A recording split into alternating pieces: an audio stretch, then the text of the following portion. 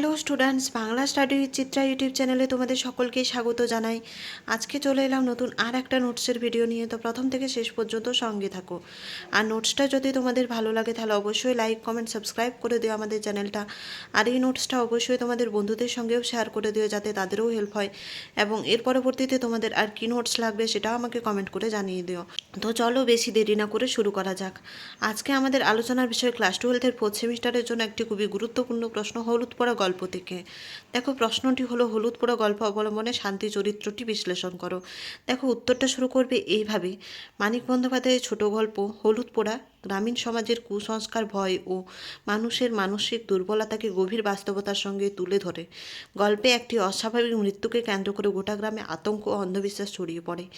এই পরিবেশের মধ্যেই ধীরেন চাটুর্যের স্ত্রী শান্তি চরিত্রটি বিশেষভাবে উল্লেখযোগ্য হয়ে ওঠে। শান্তি কোনো ব্যতিক্রমী নায়িকা নন, তিনি একজন সাধারণ গ্রামীণ গৃহবধূ।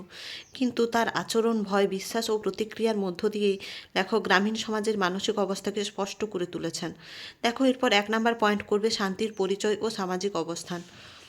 শান্তি ধীরেন চাটুর্যের স্ত্রী এবং 4 সন্তানের জননী। তিনি মধ্যবিত্ত গ্রামীণ সমাজের প্রতিনিধি একজন নারী। সংসার পরিচালনা, সন্তান প্রতিপালন ও স্বামীর দেখাশোনায় তার জীবনের মূল কাজ। সামাজিকভাবে তিনি পুরুষতান্ত্রিক কাঠামোর মধ্যেই আবদ্ধ, তাই সিদ্ধান্ত গ্রহণের স্বাধীনতা কম।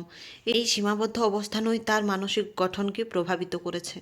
দেখো 2 নম্বর পয়েন্ট করবে শান্তির ভয় ও কুসংস্কার প্রবণ মনোভাব। গল্পে অশরীরী আত্মা ও রহস্যময় মৃত্যুর কথা ছড়িয়ে পড়তেই শান্তির মনে প্রবল ভয় জন্ম নেয়। তিনি বিশ্বাস করেন এই অতিলৌকিক শক্তি সংসারের ক্ষতি করতে পারে। ফলে সন্ধ্যার আগেই রান্না শেষ করা, দরজা জানলা বন্ধ রাখা, বাস পুঁতে রাখা এসব আচরণে তিনি লিপ্ত হন। শান্তির এই কুসংস্কার প্রবণ মনোভাব গ্রামীণ সমাজে দীর্ঘদিনের বিশ্বাসেরই প্রতিফলন। দেখো এরপর 3 নম্বর পয়েন্ট করবে মাতৃত্ব ও সংসার রক্ষার মানসিকতা। শান্তির সব ভয় ও আচরণের মূল কেন্দ্রে রয়েছে তার মাতৃত্ববোধ। সন্তানদের নিরাপত্তা নিশ্চিত করাই তার প্রধান লক্ষ্য। যুক্তিবাদ নয়, বরং লোকাচার ও প্রচলিত বিশ্বাসকে আঁকড়ে ধরেই তিনি সন্তানদের রক্ষা করতে চান। এই জায়গায় শান্তি কোনো ভীতু নারী নয়, বরং এক উদ্বিগ্ন মায়ের প্রতীক।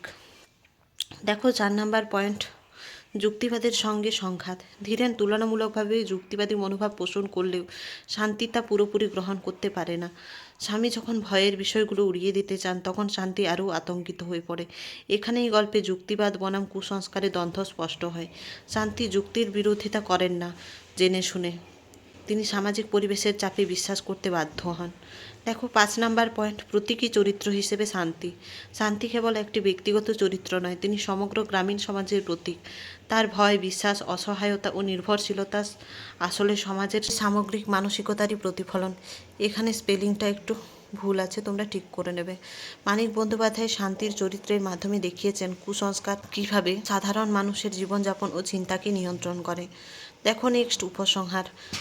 হলুদ পোড়া গল্পে শান্তি চরিত্রটি নিঃশব্দ হলেও অত্যন্ত গুরুত্বপূর্ণ। তিনি আমাদের সামনে গ্রামীণ সমাজের এক বাস্তব চিত্র তুলে ধরেন, যেখানে ভয়, অন্ধবিশ্বাস ও মাতৃত্ববোধ একসঙ্গে মিশে আছে। শান্তির মাধ্যমে লেখক প্রমাণ করেন কুসংস্কার শুধু অজ্ঞতা নয়, বরং সামাজিক ও মানসিক নিরাপত্তাহীনতার ফল। এই কারণেই শান্তি চরিত্রটি গল্পের মানবিক গভীরতাকে বহুগুণে বাড়িয়ে তোলে। তোমাদের যদি নোটসটা ভালো লাগে তাহলে অবশ্যই লাইক কমেন্ট সাবস্ক্রাইব করে দিও আমাদের চ্যানেলটা। আর এই নোটসটা অবশ্যই তোমাদের বন্ধুদের সঙ্গেও শেয়ার করে দিও, যাতে তাদেরও হেল্প হয়। এবং এর পরবর্তীতে তোমাদের কী নোটস লাগবে সেটাও আমাকে কমেন্ট করে জানিয়ে দিও।